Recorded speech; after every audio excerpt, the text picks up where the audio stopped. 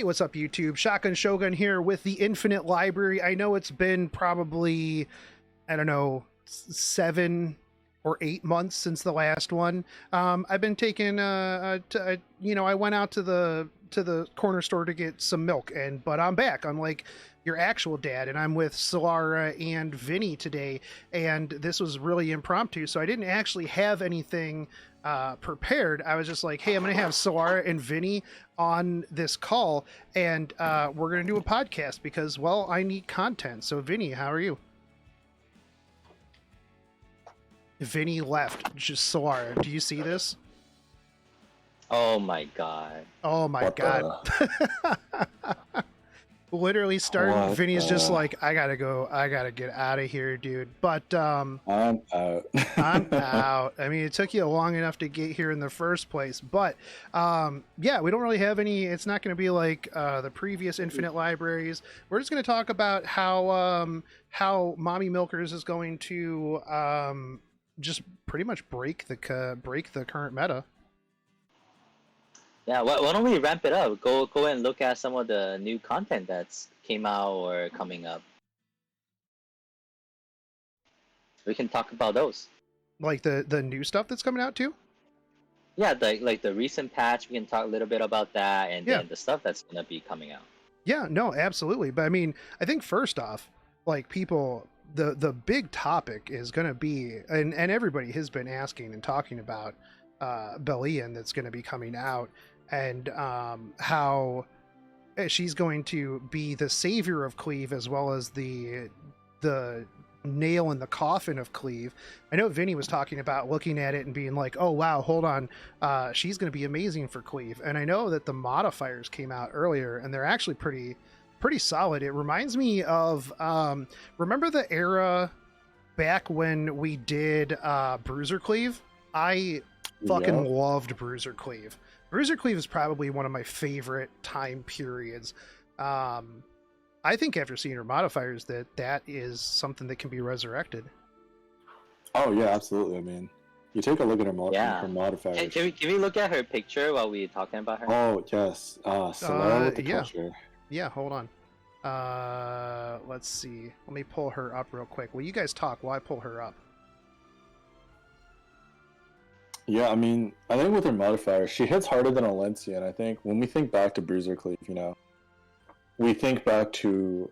What is her multiplier? Just so people know. What So it is. her S1 is actually, you know what? Hold on, let me pull up the math damage calculator because it's in Yeah, there. we're gonna get some math in here, and then we're gonna get some Oh no, picture to look at too. that'll be a whole different video because I will do a big ass damage by the numbers video on this. But her S1 attack power is 0.6, power is 1.05, and she has a 9% max HP modifier. So this is more on the level of Alencia for that S1. Now the difference is that her S1 is AoE, whereas Alencia's is single target. So she has single target damage, HP scaling damage on an AoE skill. Now her S3. Now if she also hits incursion, this is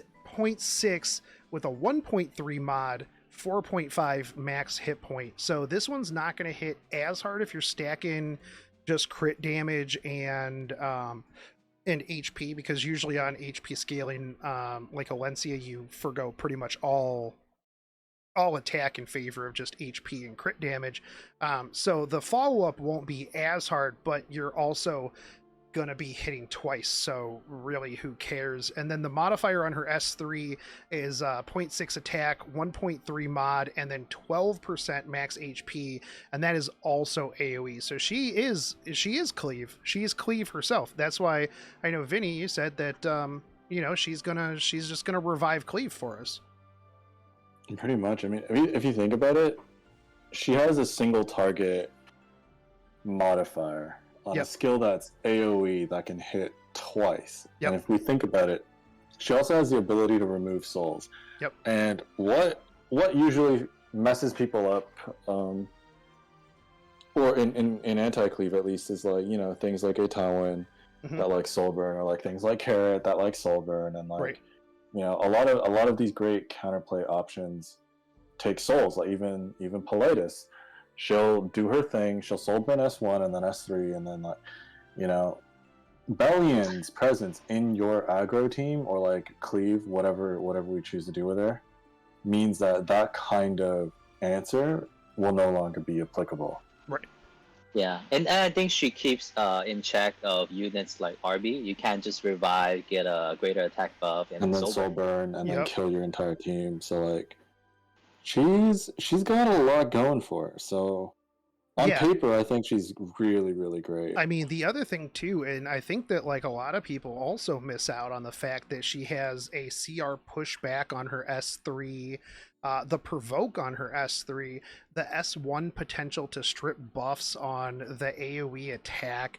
I mean, there's a lot going on, but I mean, yeah, like just the simple fact that her S2 prevents tag hells, book abusers, and the other thing too, and this was something that somebody brought up in my comments section, is like if you go to stall with her, right, put her on like a bulky stall team, this messes up even other stall teams, because I mean, if you're running like a Last Rider Crow, eventually you're going to want to start soul burning that S3 in order to like cycle it faster.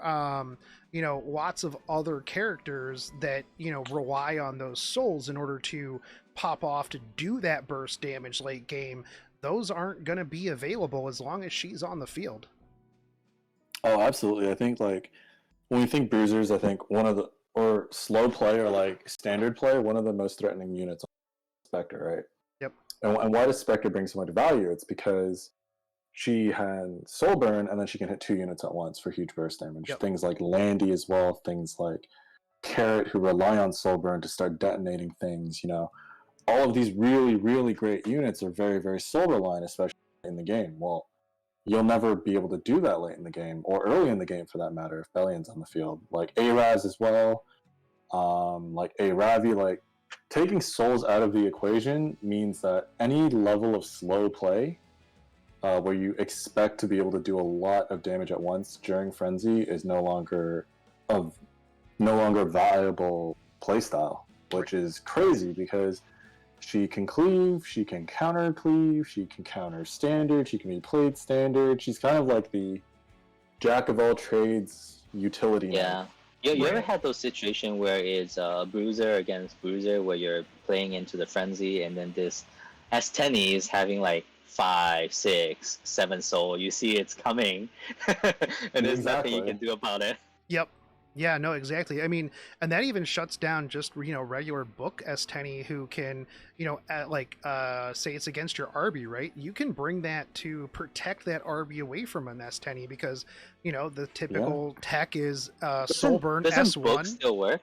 No, book does not work. She Book blocks does not book, work. yeah. Really? Wow. Yeah, that's why she's so important, and that was clarified by New, because, you know, when book basically states at the beginning of the battle, well, she's already on the field, so you can't gain any souls, like, at all. So yeah, this blocks, you know, book abusers, and that's why a lot of people are very you know, determining that this is literally the end of Epic 7, that she is going to, you know, single-handedly end the game because people can't use a 4-star artifact. Well, the thing is, right, it becomes a matter of monopolizing Belian's presence. Like, there's so many units that rely on souls. Like, classic example is like, how have people been skirting around AOL recently? It's like, you go Flan and Luna, and like, you go Flan has the 10 souls generated. You don't need book. Luna's a single target DPS, generates your own souls as well. Like S3 gives 10 souls, and you have a book artificially. Yep. And then you can do like whatever you need to do: Soulburn Spectre, Soulburn Pavel, Soulburn Carrot, all this other stuff. Like, those are all strategies that were meant to counter AOL that are no longer applicable because you can't get souls, period. So it becomes a matter of monopolizing presence. It's like kind of whoever gets first pick has to pick her. Right. Because then you've monopolized all the souls on the battlefield, and that's game winning in my opinion. Yeah, no, for sure. And I think that is one of the big concerns, is that you know, people for since the game came out, right, have played around having souls. There's so many units that you're right. If this unit doesn't have souls, they're not as good as they are currently, right? Like your Spectre Tenebrian, Bazaar, to a point. I mean, Bazaar will still be fine. The problem is now that with Bazaar, right, you can't just run a 290 speed, 0 effectiveness Bazaar. So people are going to have to You're put gonna have to run effectiveness back now. on your Bazaar. And so, that is a bit of a detriment. But I think that, as she's played, you're right. People are going to have to monopolize her. She's almost a must pick, must ban against pretty much any team because everybody relies on souls for the most part. I think we're going to see more, maybe potentially like aggro teams that just do burst damage on their own in order to maybe deal with this. But again, at the same time, she's a bulky tank. You take this into a team with any other number of bulk and ways to survive, and you're gonna have a bad time. It's, if you monopolize the souls, it's one of those things too. It's like, if you're a cleaver, do you ban her or do you ban FCC? If this comes in, that opens up an FCC Politis, any other number of cleave counters. And so, yeah, I think that it's interesting. I do feel like this is a positive change in a good direction. The game has been speeding up quite a bit. Things happening with all these soul burns and bursting damage, or things happens really quickly, people saving souls for frenzy and things just ends right away. There's not too much strategy involved, I think, in a sense. So I think her coming in would make people think carefully about how they're structuring their plays. Right. I did have somebody earlier in chat say, what if you just what if you run Crown of Kings into her, so that way nobody has any souls anymore. Since she's AoE, Yeah, she's that- gonna that have is to the hit play. you, and it's like you just run. Is like, okay, well, I guess if you're gonna play her, then nobody gets any souls. If I don't get them, no one gets them. I think that is the play. I'm I gonna think have that is the to play. level up my my Crown of Souls or my Crown of Kings then. And No, you yeah. you don't need to level it up. You just need multiple, right? Oh You run like yeah. 2 or 3, so every time they touch you. Right, and run a Tywin as well. Just be like, all right, man, you know what? Counter a Tywin on Elbrus, and just go, you know what? This game, nobody gets any souls. That's just how it goes. But I agree with you. I do think that it's gonna be interesting to see how people deal with this. Right? It's gonna require people thinking more about their draft, their lineup, how to deal with specific stuff. And either that or you just ban her and then you have to deal with the other things that come with it. So I think it's healthy when they add things in that really shake stuff up. And I mean, not having a core mechanic on the field is a pretty big shakeup. It's almost like if a Meru's passive, like it just was a passive that sealed everyone's passives. Right, and I think it's gonna create a meta where I talk about the concept of like self-sufficient units a lot because those are my favorite kind of units, and they're gonna shine in a meta where you may not necessarily have souls. The thing, like we think of units like that are already good, like Violet. Yep. Maybe new things come out into play as well. Things such as even Sermia, because she sets up her own greater attack buff. And like I think it'll, at the end of the day, it'll diversify the choices that a lot of players make in terms of who to use, what's good, what's not, just because I have to account for this unit being on the field now. It's like, oh, if I draft X, Y, and Z, I now know that I'm no longer going to have the luxury of camping out until Frenzy and winning. Right. It's like, do I think, all these mages holding book are going to die? No, absolutely not. I think, take the souls away from Spectre. What do you got? It's still Spectre. She's still permastealth. She's still going to hit multiple things at once, Yeah. Like, I think we'll And actually now see. it's less Oh, go ahead.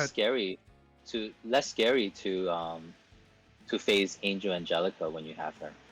exactly. True. So, like, I think it'll be a good. It's a good positive shakeup in that I think we're going to see a lot more creativity. Do you think we'll see more And people Paul's fan of that. building and running straws to just one shot her? Oh, absolutely. I think, Straz is one of those very few units, self-sufficient, right? Yep.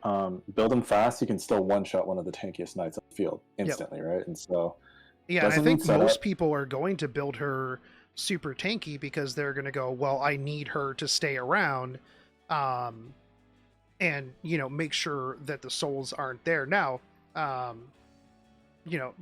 definitely makes her a prime straws prey. Yeah, like the tankier you build her, right? If your HP is the highest, you're Yep. gone turn one. And so it's like you got to build her a certain way that she's not going to get instantly one shot. But again, you have all these self-sufficient units like Violet, units like Tomoka, Yeah, but then they units have like to pick Watcher, strays, right? units like Straz. But yeah, like they're obligated to pick these self-sufficient units that are going to be arguably easier to deal with than a cohesive team, because it's kind of like four standalones that do one thing each. It's like the goal is to one shot a unit each. Yeah. Right, and that's a lot more easy to counteract than, say, a full cleave comp with multiple ways to get through your team. So I think both in anti-cleave and in cleave, she's a lot. Yeah, I definitely think that she's gonna bring a lot, and I'm super interested to see just how she shakes things up, right? And the fun thing is that she's gonna come out really, or like a couple weeks before the Shotgun Shogun Spooktober Showdown. Self plug here, the tournament for Halloween that we're going to be having. That's right. Anybody listening to this that didn't see the video previously, tournaments are back on the table. We're going to be doing that one, and then we're going to be doing the Winter Snowdown with Vinny co-casting with me. That'll be fun. I'm like, one of the things too, like when I stopped doing tournaments, I stopped knowing what the meta was, and like looking at like all the new stuff and how it fits in with all of the things. Because I mean, let's be real, in some of those tournaments we saw some like real crazy meta stuff. I remember when LRK first came out, and like he came out like, I don't know, a couple days before the tournament, and that's just all you saw, and it was crazy. Oh, yeah. I was super excited. Like whoever got him first, right? Yeah, like whoever pretty got much. him first literally ran them over. Oh yeah. Yeah, no, and I think that Belian is gonna be very similar. We're gonna see like 100% pick or ban rate. But yeah, no, that's the biggest thing that is coming out, like, in the near future. But moving on from that, I know Solara wanted to talk about some of the other stuff that is coming up. But I want to know what you guys, so I'm sure by this time everybody has seen like the animation for like all of the upcoming stuff that came out with the 3rd anniversary, the tons of speculation on who the characters were, what they'll do, things along those lines. Solara, what was from the video, what was your favorite person? Which one are you most excited to see? I think besides Belian, I think I'm excited for ML Lilius. ML Lilius? Yeah, I didn't. Yeah, Oh, yes. It looks amazing. yeah, I definitely like that, and I didn't think that it was ML Lilius at the very get-go until like going back and looking at it more and like talking to people. And yeah, like I like the dual sword thing going on in her S3, the way it looked. I think that one is she's gonna be pretty sweet. Did they show any of the animation? I don't think I catch any of the They animation did. of If the you go Lilius. back and look at it, she has like I think it's like she flips her sword around and stuff like that, and then like knocks some way out into the air, and then it like goes off and it has like hit kind of thing, like No, that's a ML Kairon. was that MLK run? I thought that was ML Lilius. Okay. Maybe Yeah, I'm that was MLK run. maybe I'm thinking about a different one. Okay, yeah, okay. Well then, I liked MLK Ron's S3. Um, Yeah. yeah, but not as much as somebody else. But Vinny, what is your go-to here? Oh, dude, I'm just excited for the new storyline. I think Yeah, the fact that they're dive into some of the more Eastern inspired characters, such as like Vildred, stuff like mhm. that, is going to be really really interesting. I think they're setting up really great things with side story as well. Like, I don't, for spoiler alert for those who didn't go through the previous side story, but they introduced Vera in human form, which I thought was ML Bologna because they look so similar. But the fact they're setting up all of these subplots and like going into a new episode, I think overall I'm excited about how the lore is going to evolve, and obviously the introduction of new characters, new things to pull, itch my little gotcha addiction within me, Wait, like hold on, that inner Vinny, gambler. Vinny. Hey, hold on a second. What do you mean story? Because I'm pretty sure that the story is just hit, skip, receive rewards. What the you guys don't read the story? I think I it's do, I do. I know everything about the lore. yeah, No, like I'm just I messing with honestly you. think I do read the story. I read the story a lot. like yeah, like honestly, as far as gotcha games go, I think decent story. Yeah, Like I think they've done a lot of good world building here. they So definitely have, and um, the fact that they have a really good story from no background, right? It's not like an FGO that has all of this world already built, right? yeah, it's Um, like it's not a pre-existing IP. So yeah. like Also, Vinny, I would like to point out that my channel is built on people who don't know how to read. So, ah. just saying, kind of insulting my whole fan base here, Vinny. Um, I wouldn't have a channel if people didn't know how to read patch notes. Just saying. I respect it. I respect it. Yeah, Like why read when you can digest it through video? that's true. I Somebody respect else that. just read it to you. It's like books on tape, right? But for me, Absolutely.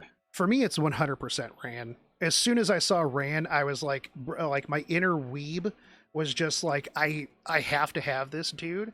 This Oh, dude is dude. super fucking cool. Everything about this guy is amazing. And they showed his S3, and it is Oh, the his like animation just cut the world in half. the Like, Yeah. unfinished like sketch. Who do you Like think Ravi, he is? Is he like master of Vildred or I think he's Vildred's teacher, right? probably something I like mean, I that. could be wrong, but Yeah. like, It might be. I don't know, but I'm so excited for him. The other thing too is, like Vinny was saying, like we're kind of going to more of the Western theme type stuff, right? And we didn't see anything like this, but there is nothing more that I want more than like Ken, or like martial artist Ken's master. I just want a badass, super old martial artist dude. Think Netero from Hunter x Hunter. oh, That's dude, that's what Netero's I my want. guy. Could you imagine if, I mean, could you imagine if we had a collab and that was one of the characters that we got? There's no amount of money that I wouldn't Yeah. spend to get him multiple copies of him maxed out. But Who's that? Go ahead. You remember that who's that character from Bleach, the really old dude, the first captain? Oh, Yamamoto. Yeah, Yeah, he's badass. dude, I that's want, the I want thing. a Like, unit like that. I always tell people, I'm like, look, man, you don't get to be an old dude in an anime unless you are the most skeezy dude ever or the most badass dude ever.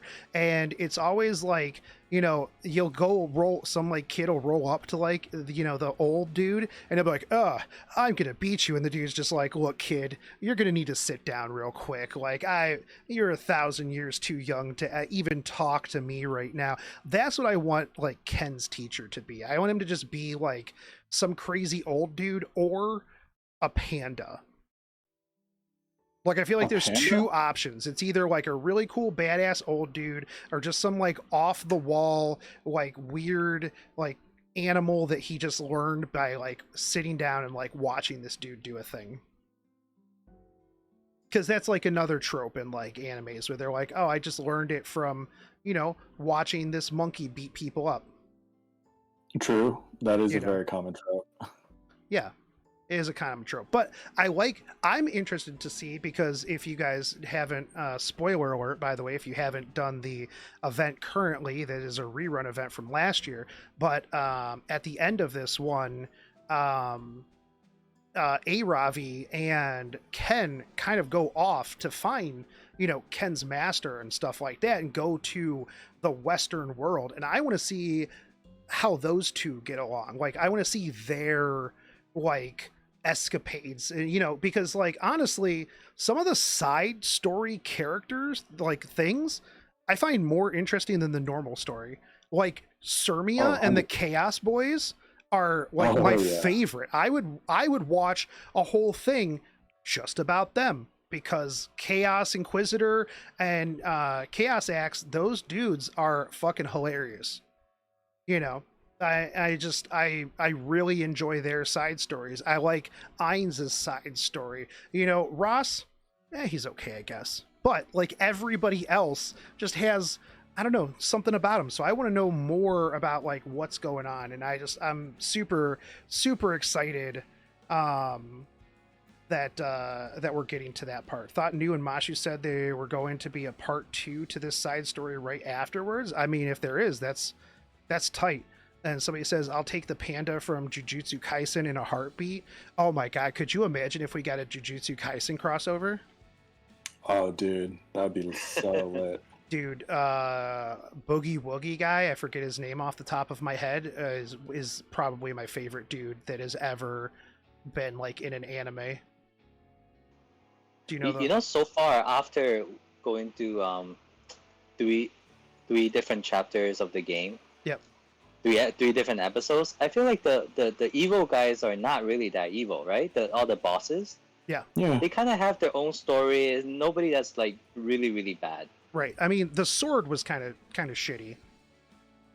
The one who was controlling Strauss. I mean, he kind of sucks. Oh, Faustus. Yeah, Faustus kind of sucks. Kinda Strauss didn't suck. Strauss did things because of Strauss' reason. You know what? That actually brings me back to why I really super like Final Fantasy 14. We're going to diverge here for a second, but all of the bad guys in Final Fantasy 14, similar to all of the bad guys in Epic 7, they have their reasons for what they did. And it's not, I just want to be a dick and destroy things.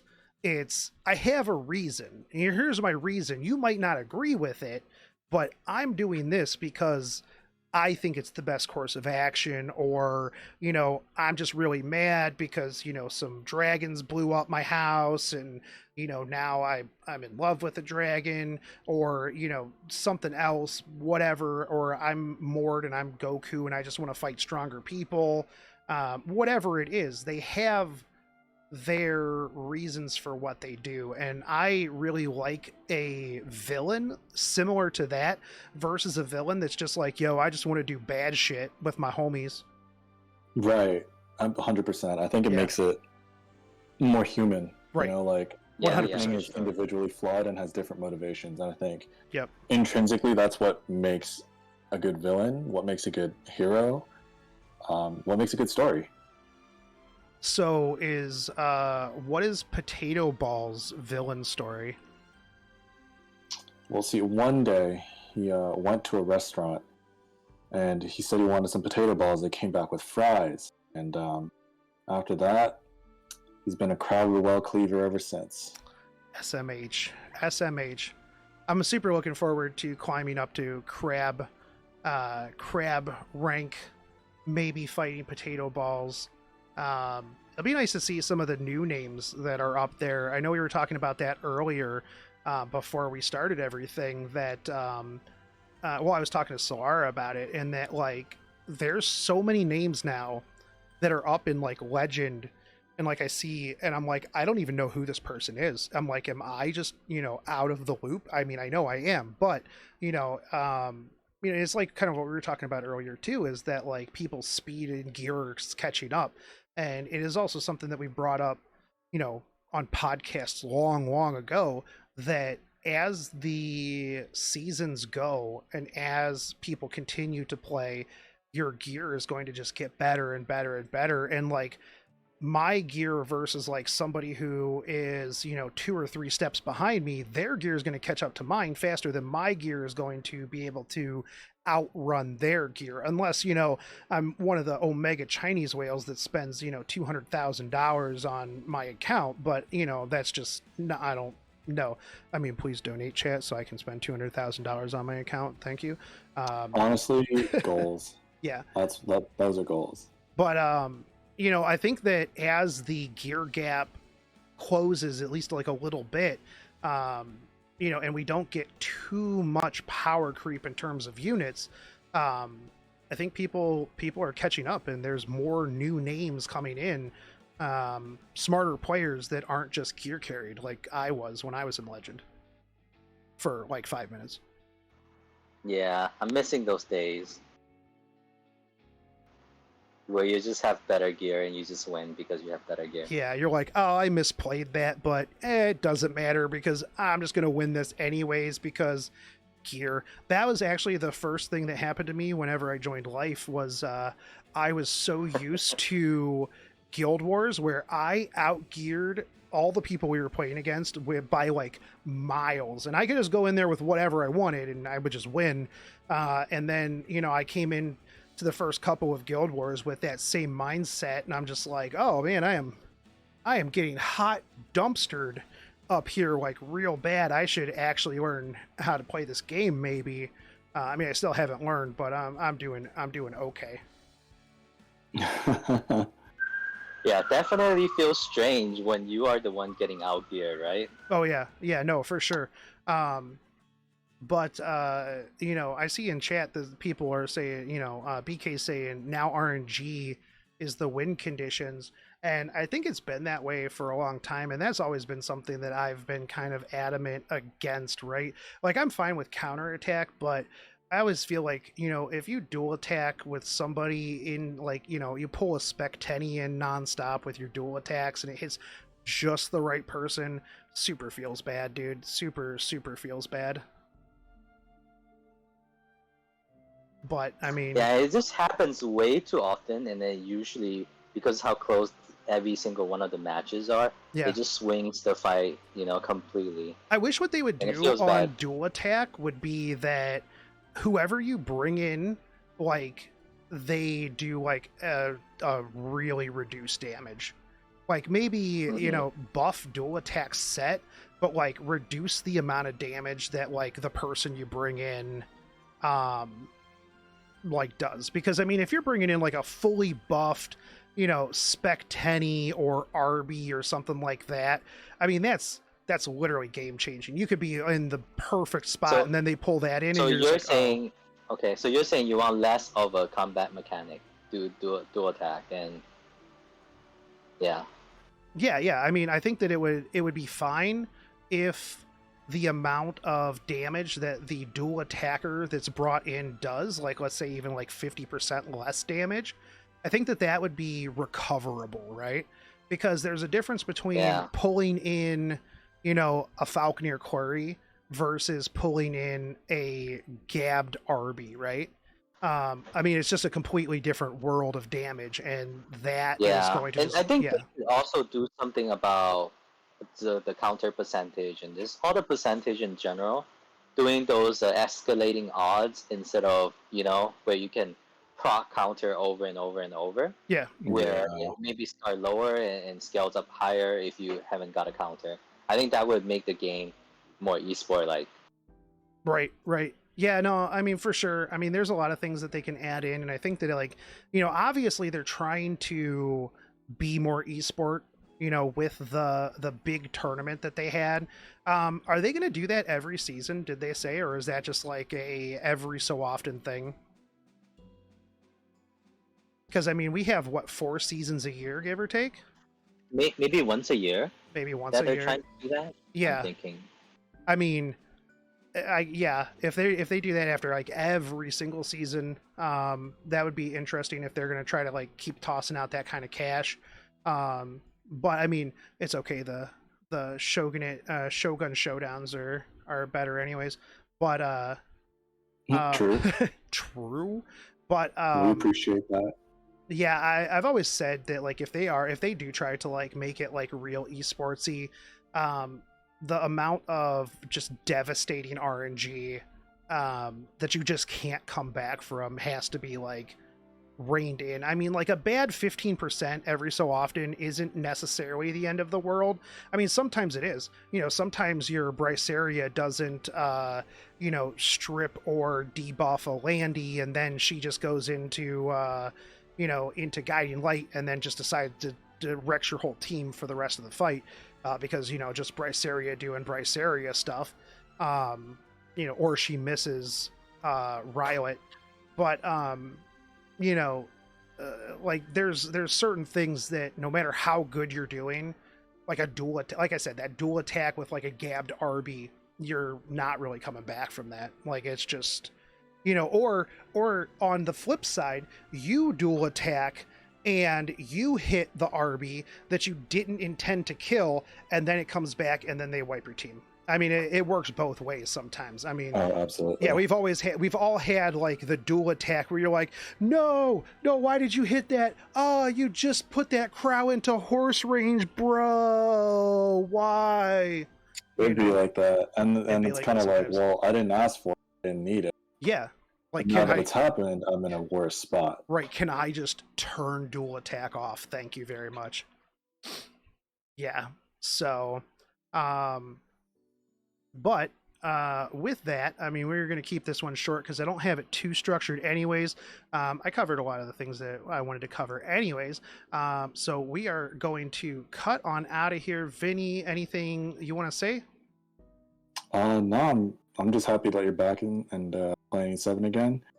It's going to be great to have you in the community. Actually, I never quit playing E7, Vinny. But I'm back making content. And yeah, like that's what I meant. Like, it's just nice to see you around. Right. Yeah, no, I hear you. Soara. Yeah, man, it's definitely good to have you streaming more again. Yep. And I do miss those tournaments that you run, Oh, yeah. And I want to see more new faces, and definitely excited about the upcoming changes. Oh, for sure. Yeah, and the tournaments, we'll do the September one or the October one, and then the December one. I think we'll see. I mean, doing one every single month was a lot of work, but we'll probably ramp back up to that.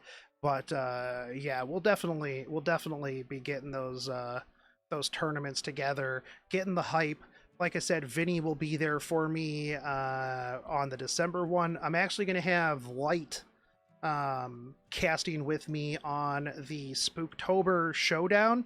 That is if he doesn't quit because he can't cleave after Belian. Although I believe Light said that he thinks that she is good for the game as well. So I'm sure that Light will figure out a way to make it work. He'll cleave with it. He cleaves with everything. Oh, he'll cleave nonetheless. Yeah. He'll be like, oh no, we're gonna cleave into this belly and it doesn't matter. We're just gonna keep on cleaving. This is fine. This is great.